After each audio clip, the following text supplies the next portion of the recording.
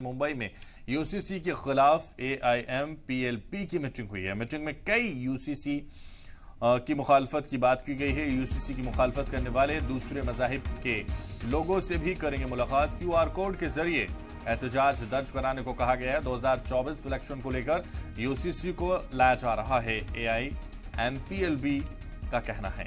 UCC पर उठ रहे हैं सवाल और इन सवालों के बीच मुस्लिम पर्सनल लॉ बोर्ड की मीटिंग का सिलसिला जारी है।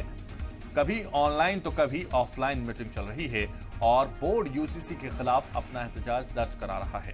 इसी कड़ी में आपको बता दें, शनिचर को भी मुंबई के खिलाफत हाउस में मुस्लिम पर्सनल लॉ बोर्ड की अहम मीटिंग हुई है, जिसकी सदारत मुस्लिम पर्सनल लॉ बोर्ड के सदर मौलाना खालिद सैफुल्लाह रहमानी ने की। इस मीटिंग्स में अलग अलग तबकों से जुड़े लोग मौजूद रहे।